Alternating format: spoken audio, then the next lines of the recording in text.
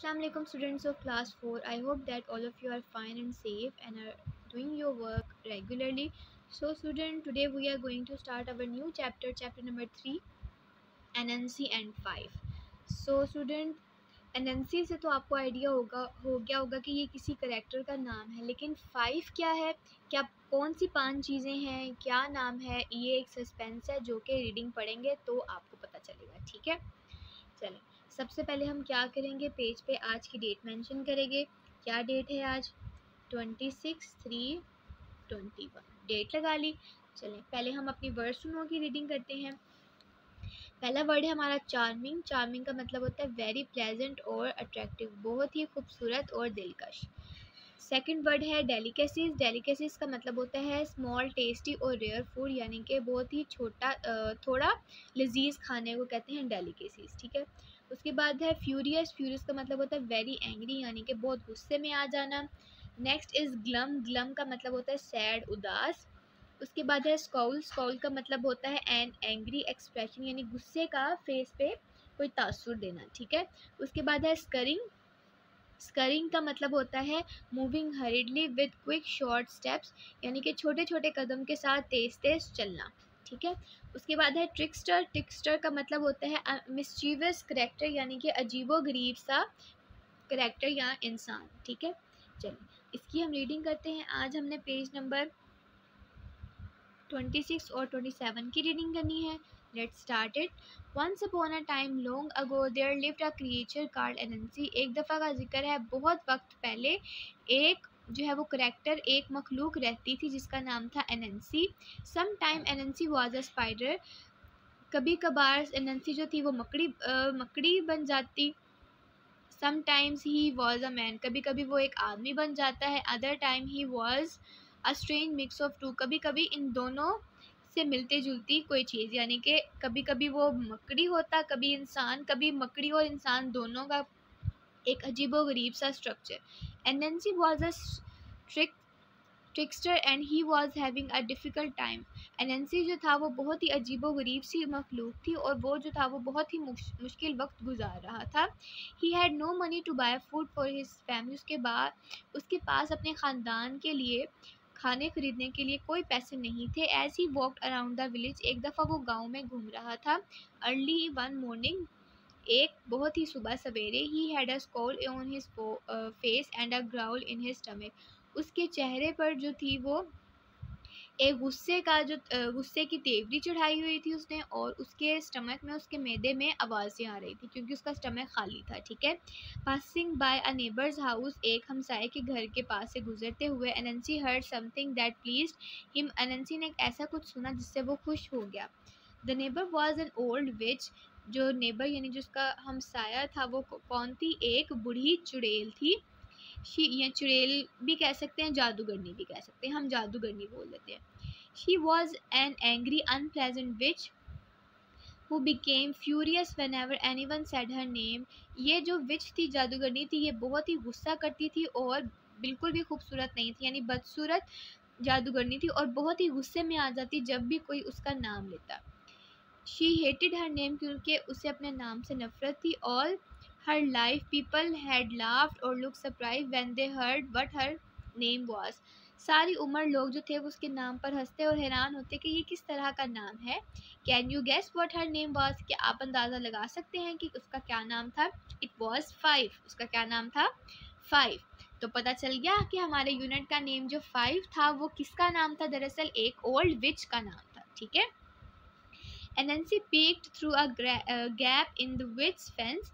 NNC जो थी, ये देखिए ये एनएनसी है, वो कभी लड़की के रूप में आता है। ठीक है, कभी हम उसको एज ए स्पाइडर गर्ल लेते हैं, कभी वो एक आदमी बन जाता था। ठीक है, तो एनएनसी जो था वो ये फेंस बाड़ बनी हुई ना, बाड़ की एक छोटी सी जगह से जादूगरनी के पास जो था वो एंटर हो रहा था।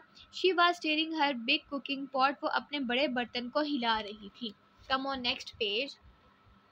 And muttering and mumbling a spell, और मुंह में कुछ बुड़बुड़ा रही थी।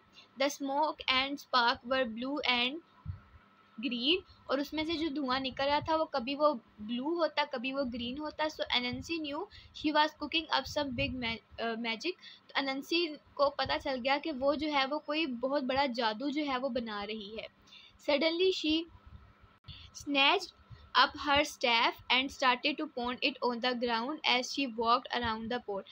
अचानक से उसने वो जो चम्मच था जिसके साथ वो उसे हिला रही थी उसको ज़मीन पर गिराया. जैसे ही अनंसी listened carefully to what she said. अनंसी ध्यान से सुन रहा था जो भी वो जो विच थी वो बोल रही थी. I curse anyone who says the word five to disappear forever. मैं जो है उसे बदवा देती हूँ उस शख्स को जो भी मेरा नाम पुकारेगा 5 वो गायब हो जाएगा. यानी कि जो भी मुझे या मेरा नाम 5 बुलाएगा वो जो है हमेशा के लिए क्या हो जाएगा, गायब हो जाएगा. अनंसी rubbed his hand together. अनंसी ने अपने हाथ आपस में मले. And jumped around on his 8 hairy legs. और अपनी 8 बालों वाली टांगों पर उछला. आह, this could make me some money or get some food on a table for my family. इससे मैं पैसे भी कमा सकता हूँ और मेरी फैमिली के लिए मैं खाना भी जो है वो अरेंज कर सकता हूँ. He smiled widely and his sharp teeth sparkled. उसने एक बड़ी सी मुस्कुराहट दी और उसके जो तेज़ नुकीले दांत थे वो चमके. And Nancy rushed to the path that ran along the river bank between the village and the marketplace. अनंसी जो था वो दरिया के किनारे एक जगह थी जो कि गाँव और मार्केट के दरमियान में आती थी, वहाँ की उसकी तरफ भागा. Soon everyone who was going to the market would walk past. ताकि जो भी इंसान जो है मार्केट जा रहा है वो उस जगह से होकर जाए. They would be on their way to buy the delicious yam, beets, pulses and grain that would be piled high in the market. जो भी इंसान जो है, क्योंकि इंसान हम मार्केट क्यों जाते हैं, ताकि हम सब्जियां, फल और अनाज वगैरह जो हैं वो मार्केट से खरीद सके. ठीक है. Anansi set to work and piled up 5 mounds of earth near the path. Anansi काम पर लग गया और उसने रास्ते पर ज़मीन के ऊपर 5 जो थे वो बड़े बड़े ढेरियाँ जो थी वो बना ली. जैसे कि आपको ये ढेरियाँ नज़र आ रही है ना, 1 2 3 4 और एक पीछे 5 ढेरियाँ बना ली. They look just like he had planted 5 yams. बिल्कुल ऐसा लग रहा था जैसे उसने 5 तरकारियां जो हैं वो उगाई हैं. Then he sat down and waited. फिर वो बैठ गया और इंतज़ार करने लगा. ठीक है. First to come by was little Mrs. Rabbit. पहला जो इंसान वहाँ पर आया या पहला फर्द जो वहाँ पे आया वो कौन था? छोटी सी मिस रैबिट थी. She carried a basket full of sweet potatoes pieces. उन्होंने एक बास्केट उठाई हुई थी जिसमें स्वीट पोटैटोज कहते हैं शकरकंदी को. शकरकंदी के मीठे छोटे टुकड़े थे.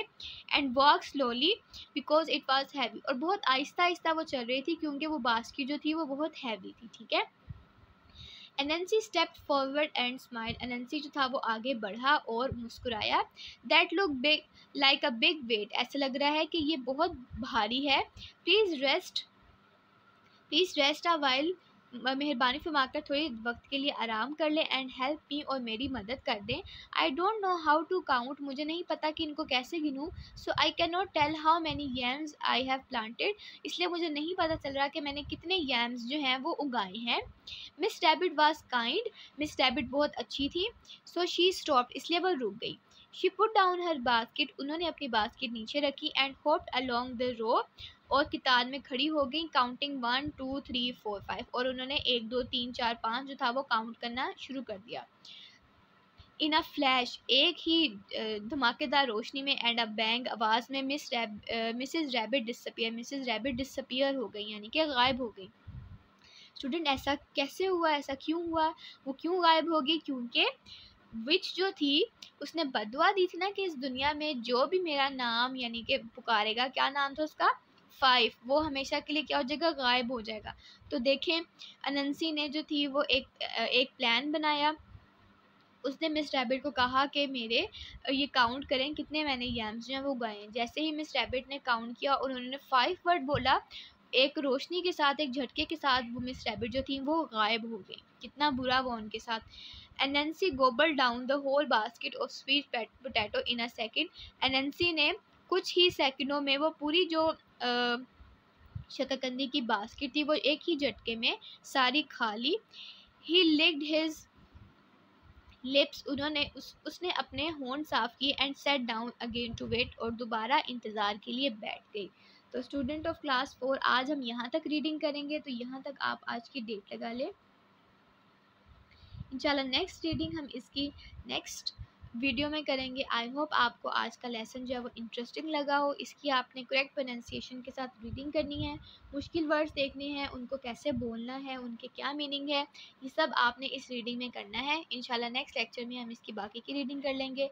टिल देन टेक केयर, अल्लाह हाफिज़।